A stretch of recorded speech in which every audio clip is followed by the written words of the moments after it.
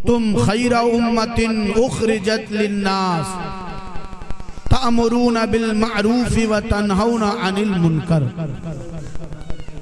ए उम्मते मुहम्मदिया, तुम सबसे बेहतरीन उम्मत बनाए गए हो, क्योंकि तुम लोगों को भलाइयों का हुक्म देते हो और बुराइयों से मना करते हो।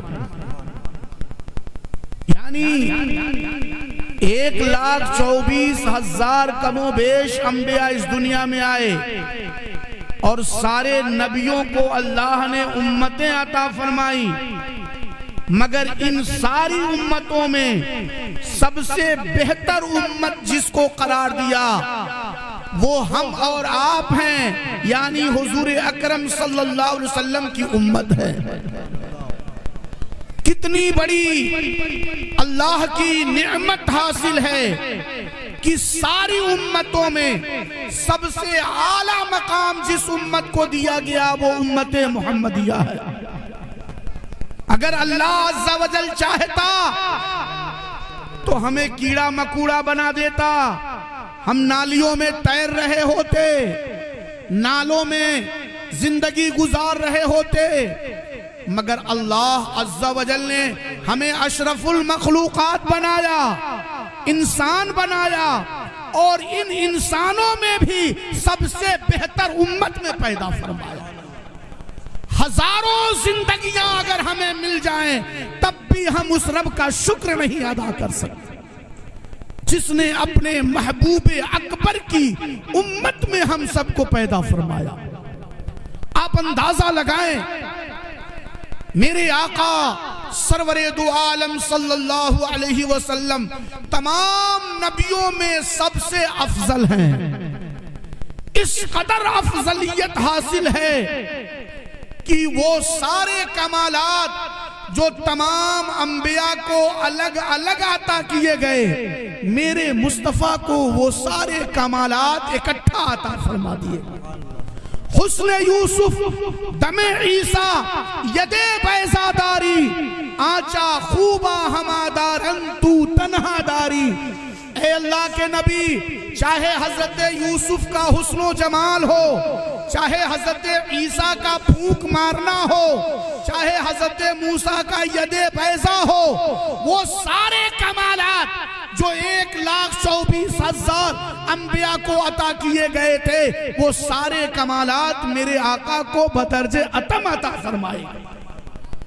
सबसे आला मकाम मेरे मुस्तफ़ा को रब ने अता फरमाया और उस मुस्तफ़ा करीम की उम्मत में हमको भेज कर फरमा दिया, कुंतुम खैरा उम्मतिन उखरिजत लिन्नास, तुम सबसे बेहतरीन उम्मत हो जो लोगों के सामने निकाले गए और पेश किए गए।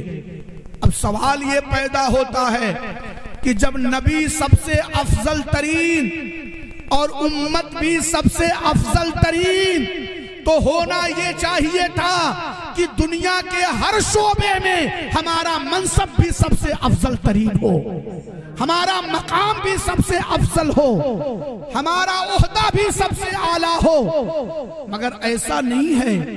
आज दुनिया के हर शोबे में मुसलमान पीछे नजर आ रहा है, हर शोबे में, चाहे वो सियासत का मैदान हो, चाहे वो समाज और सोसाइटी की बातें हों, चाहे वो दीन का मामला हो, चाहे वो लीडरी का मामला हो, चाहे इज्जत और शोहरत का मामला हो, चाहे इकोनॉमी और दौलत का मामला हो, हर शोबे में हमारी कौम सबसे पीछे है। दिल तो ये चाहता है कि जब नबी सबसे आला और उम्मत सबसे आला, तो इसका मकाम भी दुनिया में सबसे आला होना चाहिए, मगर ऐसा नहीं है। क्यों? उसकी वजह यह है कि कहीं ना कहीं से फॉल्ट है, कहीं ना कहीं हम मिस कर रहे हैं, कहीं ना कहीं हमने नबी की पैरवी और नबी की तालीम को छोड़ा है। आप अंदाजा लगाएं कि गौर करने की बात है, कहां से ये मिस्टेक हुआ, कहां से ये फॉल्ट हुआ कि ये कौम जिसको सबसे आगे रहना चाहिए, ये कौम सबसे पीछे चली गई। चुनांचा एक यहूदी जो बहुत ही माइंडेड था और यहूदियों का सरगना था, जब उससे पूछा गया कि तुम लोग तादाद में सबसे कम हो, 2% पूरी दुनिया में हो, मगर तुम सारी कौमों से ज्यादा कामयाब हो, तुम्हारी कामयाबी का राज क्या है? अमेरिका को तुम नचा रहे हो, ब्रिटेन को तुम नचा रहे हो, फ्रांस और रसिया तुम्हारे इशारे पर भाग रहे हैं, अरब ममालिक के बादशाह तुम्हारे तलवे चाट रहे हैं, आखिर बात क्या है? 2% यहूदी, मुसलमान तो 25% दुनिया में है, मगर नाकाम और निकम्मा है। उस यहूदी ने कहा, सुनो, हमारे पास अपना कुछ नहीं है, मुसलमानों के पैगंबर ने जो नुस्खा दिया था वही नुस्खा हमने अपना लिया, क्योंकि उस नबी पर जब कुरान उतरा तो सबसे पहली आयत जो उतरी थी उसमें यही कहा गया था, इकरा, पढ़ो, इल्म हासिल करो, पढ़ाई करो। मुसलमानों ने तो पढ़ना नहीं शुरू किया, मगर हमने पढ़ाई करना शुरू कर दिया। यही वजह है कि हमने इल्म की दौलत से पूरी दुनिया को अपनी गिरफ्त में ले लिया। हम सबसे ज्यादा पढ़ने वाले लोग हैं, हम सबसे ज्यादा एजुकेशन हासिल करने वाले लोग हैं, सबसे ज्यादा लिखना पढ़ना यहूदियों के यहाँ है। मुहक्किकीन फरमाते हैं और लिखते हैं कि यहूदियों के यहाँ जब माँ के पेट में बच्चे की उम्मीद पैदा होती है, तभी से उस माँ को मैथ पढ़ने और लिखने में लगा दिया जाता है, क्योंकि मैथ पढ़ने से बच्चों का ज़हन कुशादा होता है, वो जीनियस बच्चे पैदा होते हैं, वो माइंडेड बच्चे पैदा होते हैं, और उसी वक्त से उस बच्चे की वो देखभाल की जाती है जो दुनिया की कोई कौम नहीं करती है। क्यों? इसलिए कि यहूदियों का ये कहना है कि हमारा एक बच्चा दुनिया के 1000 लोगों पर भारी हुआ करता है। किस बिना पर? इल्म की बुनियाद पर, पढ़ाई की बुनियाद पर, लिखने पढ़ने की दौलत उसे हासिल होती है।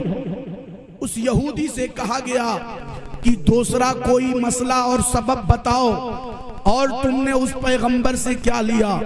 उस यहूदी ने कहा कि सुनो, जब वो नबी मक्के में पैदा हुए उस वक्त मक्के की सिचुएशन और मक्के के हालात क्या थे?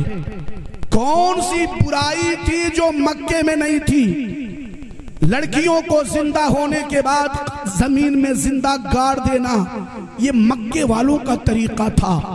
माँ बाप को चौराहों पर लाकर बेच देना ये मक्के और अरब के लोगों का तरीका था। जनाकारी, रिश्वतखोरी, हरामकारी, कत्लो खुरेजी, कोई ऐसा गुनाह ना था जो अरब के लोगों में मौजूद ना था, मगर उस मुस्तफा करीम ने, उस नबी ने हर गुनाह का अलग अलग इलाज नहीं बताया, बल्कि सारे गुनाहों का इलाज उस नबी ने ये बताया, इकरा, पढ़ो, पढ़ लोगे तो सारे गुनाहों का इलाज करना आसान हो जाएगा। आप किसी झोला छाप के पास जाते हैं, 5 बीमारियां आपके अंदर हैं, पेट में दर्द है, बदन में दर्द है, सर में दर्द है, चक्कर आ रहा है, भूख नहीं लग रही है, बुखार है, जितनी बीमारी आप बताते जाएंगे उतनी ज्यादा दवाएं वो पुड़िया में रखता चला जाएगा। ये झोला छाप और छोटे डॉक्टरों का मामला है। लेकिन जब आप किसी स्पेशलिस्ट के पास जाते हैं, किसी एमडी के पास जाते हैं, माहिर के पास जाते हैं, तो वो 10 दवाएं नहीं देता है, वो एक एंटीबायोटिक ऐसी टैबलेट देता है जो सारी बीमारियों को अपनी गिरफ्त में ले लेती है और सारी बीमारियों का खात्मा कर देती है। मेरे मुस्तफा ने ये नहीं कहा कि जिना से बचना है तो ये करो, फला गुनाह से बचना है तो ये करो। सबसे पहले कुरान ने कहा, इकरा, पढ़ो, पढ़ लोगे तो सारी बुराइयों का खात्मा हो जाएगा। हर मर्ज का अलग अलग इलाज नहीं किया गया, पहले एक एंटीबायोटिक दिया गया कि यही इल्म सारी बुराइयों के खात्मे की बुनियाद है। आज आप देखिए हमारा मुआशरा, सबसे ज्यादा लड़ाई हमारे मोहल्ले में, सबसे ज्यादा गंदगी हमारे मोहल्ले में। और दानिश्वरों ने कहा जिस मोहल्ले में पढ़ाई होती है उस मोहल्ले में सफाई होती है, उस मोहल्ले में लड़ाई कभी नहीं होती। हमारा मुआशरा सबसे ज्यादा लड़ने में है। हमारे यहाँ तलाक की वारदात सबसे ज्यादा है। थाने में FIR हमारी कौम ने अपने भाइयों पर किया हुआ है। सारी खुराफातें हमारी बस्तियों में हो रही हैं। वजह क्या है? वजह यह है कि हमारी कौम जाहिल है, हम अनपढ़ हैं, हम इल्म से दूर हैं। मदरसे खुलते जा रहे हैं, तालीम गाहें खुलती जा रही हैं, मगर नहीं, हमारा हाल ये है कि 5वीं पढ़कर तालीम छोड़ दिया, 8वीं पढ़कर पढ़ाई छोड़ दिया, 10वीं पढ़कर वो सऊदी, दुबई, कुवैत, कतर का चक्कर लगा रहा है। और रिपोर्टरों ने और सच्चर कमेटी की रिपोर्ट ने ये बताया कि हिंदुस्तान में सबसे ज्यादा अगर जाहिल लोग किसी कौम में हैं तो वो कौम मुस्लिम में है, और सबसे ज्यादा तालीम अगर किसी कौम के बच्चों ने छोड़ी है तो वह मुसलमानों के बच्चों ने छोड़ी।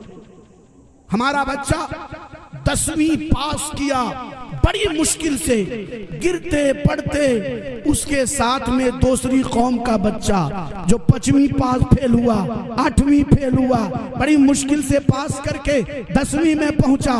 बड़ी मेहनत से हमारा पड़ोसी दूसरी कौम का बच्चा बड़ी मुश्किल से गिरते पड़ते हाई स्कूल, इंटर, BA करके वो कामयाब हो जाता है। और हमारा बच्चा 10वीं छोड़कर सऊदी गया और 10 साल 20 साल के बाद जब पासपोर्ट बनवाने के लिए ऑफिस पहुंचा तो देखा कि वही बुधुआ जो मेरे साल फेल होता था वो मेरी फाइल पे सिग्नेचर कर रहा है और उसी के सिग्नेचर से हमारा काम हो रहा है। सोचिए आप कहां हैं, कितने आप पस्त हैं। आपने बच्चों को पढ़ाया नहीं। मैं कहता हूं पढ़ाओ, डॉक्टर बनाओ, इंजीनियर बनाओ, प्रोफेसर बनाओ, बड़ी बड़ी डिग्रियों का होल्डर बनाओ, जो भी पढ़ाना है पढ़ाओ, मगर अपने बच्चों को आला तालीम दिलाओ। अपने बच्चों को अगर आपने तालीम से महरूम कर दिया तो यकीन जानिए आने वाला जमाना आपके लिए बड़ा भयानक जमाना होगा, बड़ी तारीकी होगी, बड़ी जुल्मत होगी। आप जरा गौर करें, मेरे आका ने तालीम को कितनी अहमियत दी। मेरे मुस्तफ़ा सुनन इब्ने माजा की हदीस है, अबू दाऊद की हदीस है, मेरे आका मस्जिद नबवी में तशरीफ लाए, देखा तो कुछ सहाबा इधर बैठे हैं, कुछ सहाबा उधर बैठे हैं। इधर वाले कुरान पाक की तिलावत कर रहे हैं और उधर वाले इल्म सीख रहे हैं, एक दूसरे को पढ़ना सिखा रहे हैं। मेरे आका बीच में आके खड़े हो गए। सहाबा इंतजार कर रहे हैं कि मुस्तफ़ा मेरी तरफ आके बैठ जाते तो हमारी इज्जत बढ़ जाती।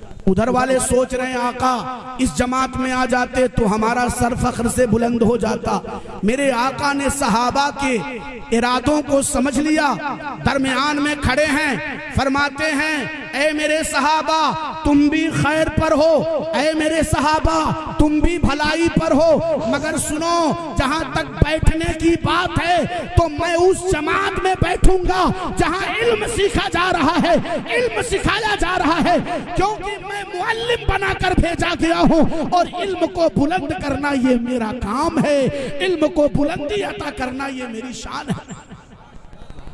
फिर उस यहूदी ने कहा तुमने देखा नहीं, जब मक्का छोड़कर मुसलमान मदीना गए, मक्के में जुल्मो सितम की हद हो गई, मुसलमानों को मारा गया, काटा गया, उनके सीनों पर पत्थर रख दिया गया, बदन की चर्बी पिघल कर निकलने लगी, जुल्म की इंतहा हो गई।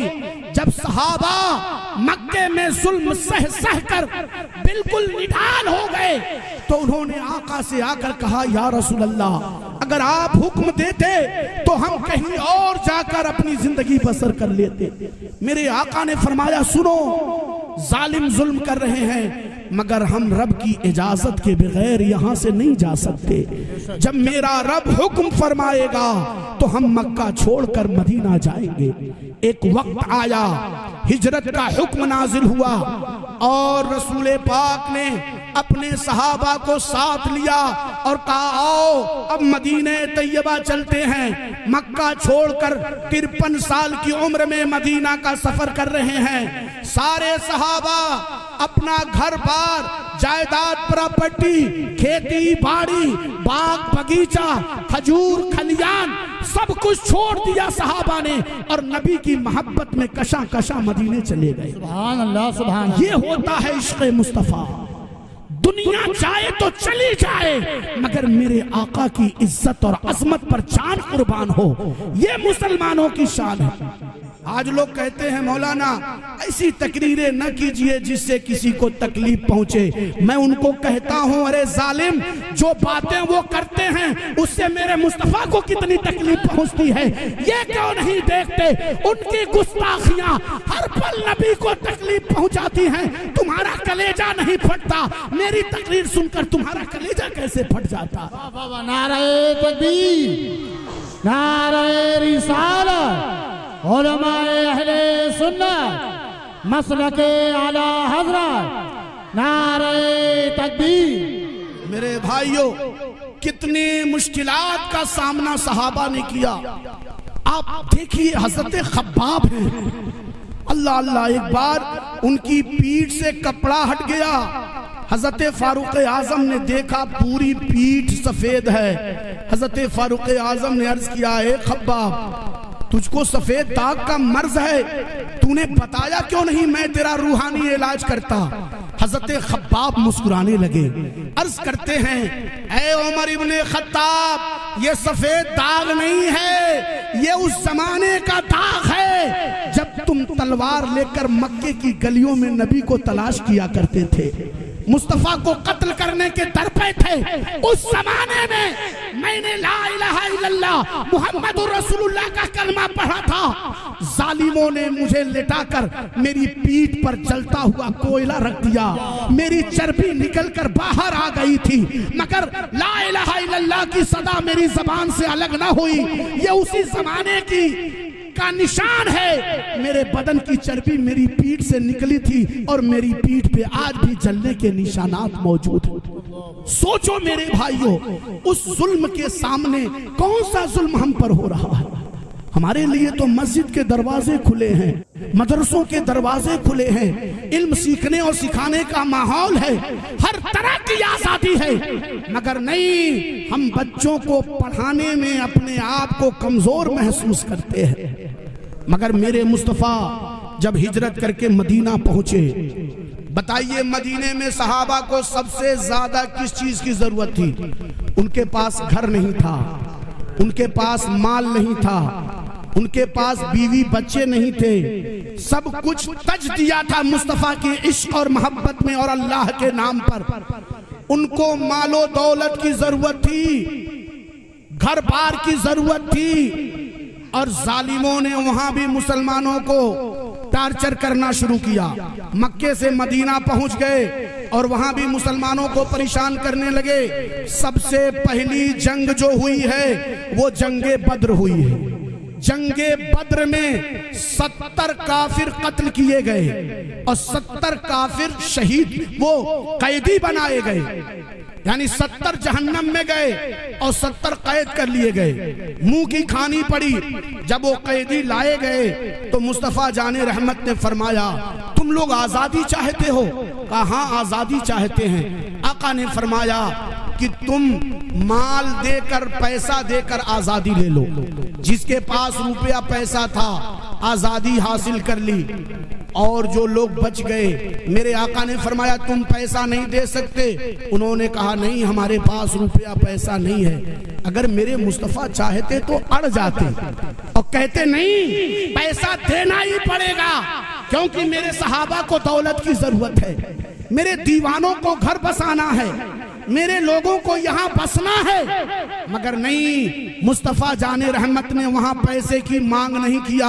आका ने फरमाया इधर आओ। वो कुफारो मुशरिकीन करीब आए, मेरे मुस्तफ़ा ने फरमाया तुम में का हर शख्स मेरे सहाबा में 10 को लिखना पढ़ना सिखा दे, मैं उसे आजादी अता कर दूंगा, मैं उसे आजाद कर दूंगा। उस यहूदी ने कहा कि जब हमने मुसलमानों के पैगंबर की ये सीरत पढ़ी तो समझ में आया कि मुसलमानों के पैगंबर ने दौलत को वो अहमियत नहीं दिया, घर बार को अहमियत नहीं दिया जो इल्म को अहमियत दिया। बेशक सुभान अल्लाह। क्योंकि वो रसूल जानते थे कि मेरे सहाबा और उनके बच्चे जब इल्म से आरास्ता होंगे तो बड़े बड़े कैसरो किसरा भी इनके कदमों में कुर्बान होते नजर आए, बड़ी बड़ी हुकूमतें धूल चाटती नजर आएंगी। और दुनिया ने देखा उन मुट्ठी भर सहाबा ने रूम, कुस्तुनतुनिया, कैसरो किसरा और बड़े बड़े बादशाहों के तख्त उलट कर रख दिए। जिन्होंने मुसलमानों को आंखें दिखाई वो फिर चलने के काबिल न बचे, उनको घुटने पर आना पड़ा। किस बिना पर? उसी इल्म की बिना पर। आज हमारे बच्चे इल्म से दूर हैं। आखिर कैसे आप कामयाबियों को पाएंगे?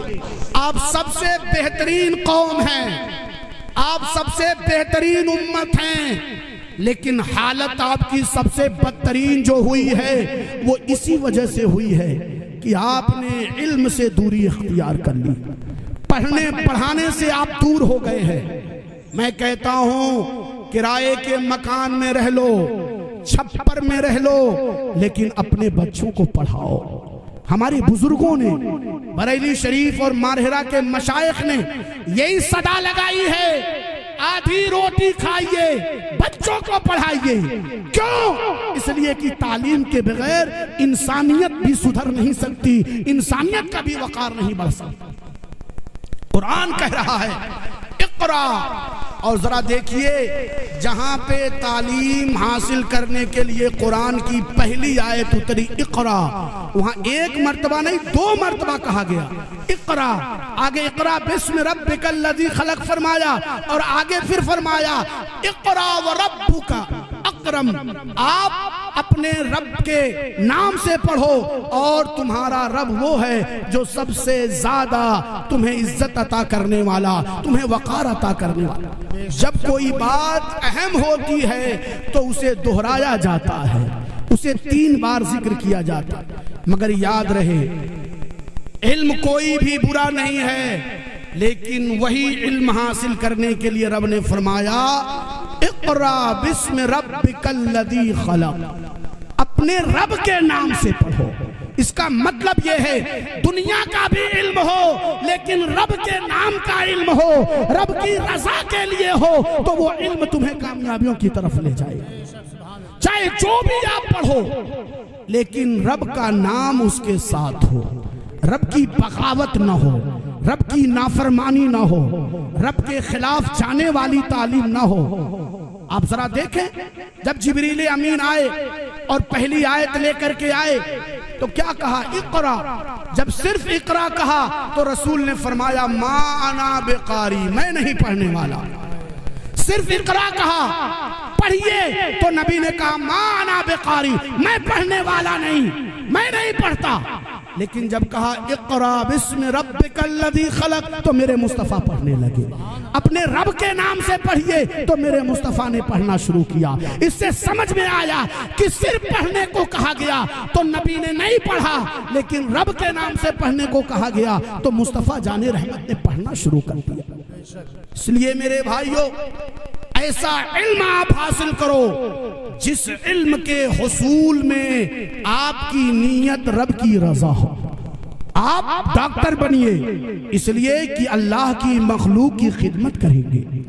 आप प्रोफेसर बनिए इसलिए कि अल्लाह की मखलूक को ज़ी इल्म बनाएंगे, तालीम याफ्ता बनाएंगे।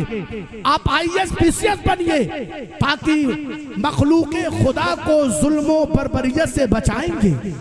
आप जिस भी इल्म को हासिल करना चाहें, कोई इल्म दीन इस्लाम में बुरा नहीं कहा गया, शर्त यह है कि अल्लाह की रजा और फरमाबरदारी पेशे नजर हो। आप अपने बच्चों को मदरसों के करीब लाइए। और ये तो बहुत बड़ी बात है कि दुनिया की तालीमात आप हासिल कराते हैं, बच्चों को इंग्लिश मीडियम में पढ़ाते हैं। अल्लाह अज़्ज़ा वजल ने आपको उस लायक बनाया कि आप स्कूटी दे देते हैं, 4 व्हीलर से उन्हें ड्रॉप करते हैं, रिसीव करते हैं। वो भी आपका बेटा है, लेकिन ये भी आपका बेटा है जिसको कुरान पाक सीने से लगाकर पैदल आपने भेज दिया है। आपको सोचना होगा कि दोनों मेरी आंखों के नजारे और तारे हैं, दोनों के दरमियान हम बराबरी नहीं कर सकते, लेकिन बेतवज्जुही भी नहीं कर सकते। आपको ये अंदाजा लगाना होगा, क्योंकि मेरे रब का इंतजाम देखिए। जिसको आपने स्कूटी और कार से भेजा वो तो दुनिया की नजर में ऊंचा हो गया, लेकिन जिसको आपने पैदल अम्मा पारा दे करके हजरत कारी उमर अशरफ के हवाले कर दिया, कसम खुदा की मेरे रब ने ऐसा इंतजाम फरमाया उसकी बुलंदी का कि आका फरमाते हैं फरिश्तों को भेज दिया, जाओ और उसके कदमों के नीचे अपने परों को बिछा दो, क्योंकि ये मेरा इल्म सीखने आ रहा है। इसकी बुलंदी यही है कि फरिश्ते इसके कदमों के नीचे अपने परों को बिछाए। डॉक्टर, इंजीनियर, प्रोफेसर रास्ते से गुजर जाता है, लोग खड़े हो जाते हैं सेल्फी लेने के लिए, साथ में फोटो खिंचवाने के लिए, लोग भीड़ लगा देते हैं, रास्ता जाम हो जाता है। उसके गुजरने से किसी न दुनियादार का फायदा होता है और न मरने वाले का फायदा होता है। जिंदों को कितना फायदा पहुंचाता है ये हमसे ज्यादा आप जानते हैं, और मुर्दों को तो कोई फायदा नहीं पहुंचना है। मगर दीन का इल्म हासिल करने वाला जब कब्रिस्तान से गुजरता है तो मेरे आका फरमाते हैं उस अजाब में मुब्तला कब्रिस्तान के मुर्दों को अजाब भी हल्का कर दिया जाता है। जब कोई आलिम दीन, हाफिज कुरान, कारी कुरान गुजरता है तो उसके गुजरने की बरकत से कब्रिस्तान के मुर्दों का अजाब हल्का कर दिया जाए। तो आलिम को जो फजीलत हासिल हुई, कारी को जो फजीलत हासिल हुई, वो हमारे कहने से या फसीहुद्दीन साहब के कहने से या हजरत के बताने से नहीं, अल्लाह की सिफत है इल्म, और वही सिफत इलाहिया उस बंदे में उतर आई है। अल्लाह की सिफत है इल्म। आप किसी की इज्जत बड़े खानदान वाला होने की वजह से नहीं करते, बड़ा खूबसूरत है इसलिए नहीं करते, बड़ा मशहूर है इसलिए नहीं करते, सिर्फ इसलिए इज्जत कीजिए कि अल्लाह रसूल की जो विरासत है, रसूल की इल्म, उसको अल्लाह ने अता फरमा दिया है। चाहे वो जिस खानदान से हो, जिस भी कबीले से हो, जिस भी बिरादरी से हो, इल्म अल्लाह की सिफत है और सिफत इलाहिया की कद्र करना आप पर वाजिब है। मेरे मुस्तफ़ा ने फरमाया जिसने किसी आलिम से सलाम किया उसने मुझसे सलाम किया, जो किसी आलिम के पास बैठा वो कल जन्नत में मेरे साथ बैठेगा। ये हदीसें हम लोगों ने अपने घर से तो नहीं बयान करते, या मौलाना मुकर्रबीन साहब ने तो नहीं अपनी तरफ से गढ़ लिया दूसरे लोगों की तरह, ये मेरे मुस्तफ़ा के फरमुदात। इसलिए आप पहले इल्म को इज्जत दीजिए। किसी आलिम ने अगर गलत किया, किसी हाफिज ने अगर कोई गुनाह किया, किसी कारी ने अगर कोई फिस्क किया, तो ये उस शख्स का गुनाह है, ये आलिम के ऊपर मत थोपिए। आलिम को बदनाम ना कीजिए, उस शख्स को जो कहना है आप कह सकते हैं, मगर आलिम दीन को लफ्ज़ आलिम लगाकर, लफ्ज़ हाफिज लगाकर, लफ्ज़ कारी लगाकर अगर आप कहते हैं कि सारे आलिम ऐसे होते हैं, सारे हाफिज ऐसे होते हैं, तो आप अपने आप को हलाकत में डाल लें। किसी ने गुनाह किया तो ये फर्दे वाहिद का मामला है, ये पर्सनल उसका जाती मामला है, उसने अपनी जात के एतबार से गुनाह किया है। शैतान तो सबके पीछे लगा हुआ है, मगर ये आलिम दीन का वबाल नहीं है, ये कारी कुरान का गुनाह नहीं है। इसलिए मेरे भाई, आप अपने अंदर अल्लाह और अल्लाह के रसूल की मोहब्बत लाएं। और सबसे बुनियादी बात करके मैं अपनी गुफ्तगू खत्म कर दूं, जब तक नबी का इश्क आपके अंदर पैदा ना होगा, ये सारी मेहनतें रायगा हैं, सब बर्बाद हैं। इश्क़ मोहम्मद के बगैर, मोहब्बत रसूल के बगैर ये सब की सब रायगा और बेकार और अकारत जाने वाली चीज। सबसे बुनियादी चीज है नबी का इश्क। अगर मुस्तफ़ा जाने रहमत का इश्क है तो एयरपोर्ट पे अगर आपने पानी का ढक्कन खोला, दुनिया ना देख रही हो ना देखे, मगर आपके अंदर नबी का इश्क होगा तो आप सोचेंगे कि बैठकर पानी पीना मेरे आका की सुन्नत है, हम खड़े होकर पानी भला कैसे पी सकते। ये पास, ये लिहाज, ये रवादारी दुनिया की नहीं है, ये मुस्तफ़ा के इश्क का देन है जो आप रात की तारीकी में भी गुनाह करते हुए बचते हैं। आज हमारी औलादें, नौजवान बच्चे चौराहों पर बैठकर मोबाइल लेकर गुनाहों में मुब्तला हैं। बाप मजबूर है, घर का गार्जियन मजबूर है, इतना बेबस है, इतना निकम्मा है कि वो मना भी नहीं कर सकता। वो डर रहा है कि अगर मैंने अपने बेटे को मना किया तो कोई गुनाह ना कर बैठे, कोई बड़ा कदम ना उठा ले। इतना मजबूर, अगर इस्लाम के सरगना और रहबर रहे होते तो इस्लाम हम तक न पहुंचा होता। हजरत फारूक आजम रज़ियल्लाहु ताला अन्हु, एक कोड़ा घर के अंदर, एक घोड़ा दरवाजे के बाहर, लोग पूछते ये दो कोड़े क्यों लटका के रखते हैं? आप फरमाते ये बाहर वाला बाहर वालों के लिए है और अंदर वाला अंदर वालों के लिए। बताओ कौन सा कोड़ा हमने लटकाया है? कौन सा कोड़ा हमारे घर में लटक रहा है? हमारी बेटियां हमारे काबू से बाहर हैं। नकाब पहनकर मुस्लिम घरानों की बेटियां जब चौराहों पे जाती हैं और ऐसे नौजवानों और शरीरों की बाइक पर बैठती हैं जिनके हाथ में कड़ा होता है, और मुझ जैसा कोई मौलवी देखता है तो खून खौल करके आंखों से निकल आता है। सोचो क्यों आपके घर की बेटी गैर की बाइक पर कैसे बैठ गई? इसका मुहासबा आपको करना होगा।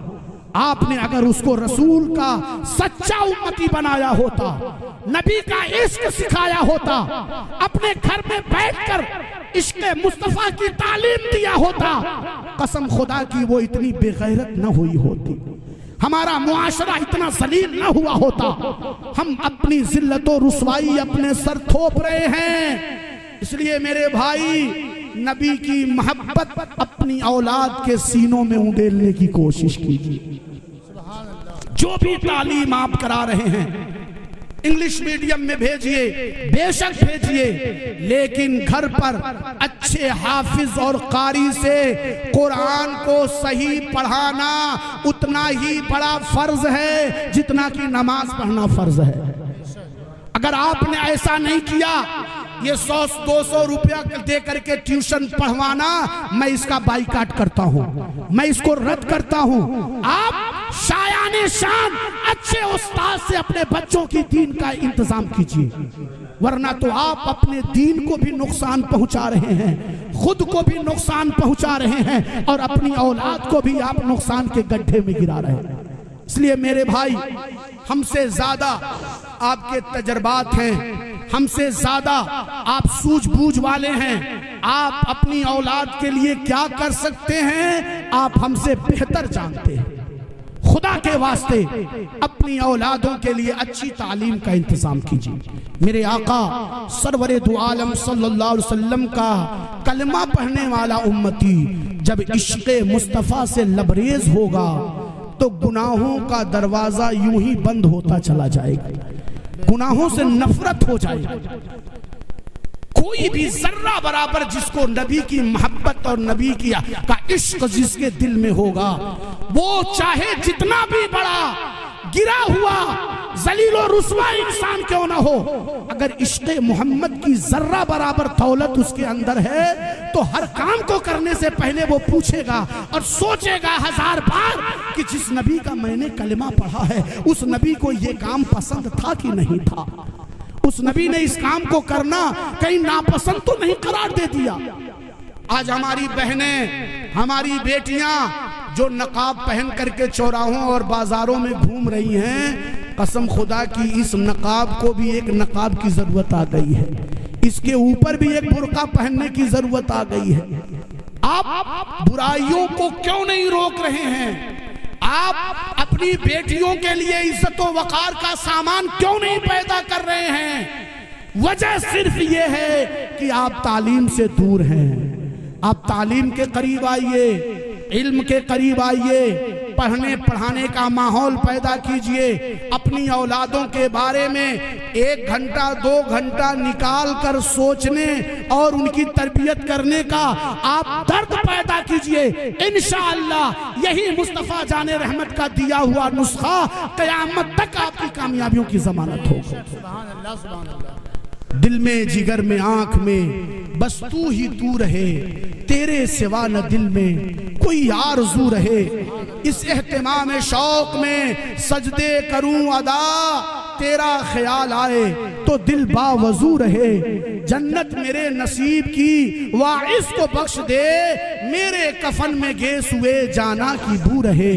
और क्या खूब फरमाया है शायर ने कि खुलना गजब हुआ तेरी जुल्फे दराज का, फांसी गले में डाल के दुनिया लटक गई। उन्हीं की बू माये समन है, उन्हीं का जलवा चमन चमन है, उन्हीं से गुलशन महक रही है, उन्हीं की रंगत गुलाब में है। ये दिन है ये दिल है गुलहा, ये लब है गुलहाए नाज उनके, हजारों झड़ते हैं फूल जिनसे। गुलाब गुलशन में देखे बुलबुल, ये देख गुलशन गुलाब में। मेरे आका तमाम मखलूकात में सबसे अफजल तरीन महबूब हैं, महबूब अकबर हैं। इसलिए हम जितना भी नाज करें कम है। उनकी तालीमात को आम करना ये हमारी बुनियादी जिम्मेदारी है।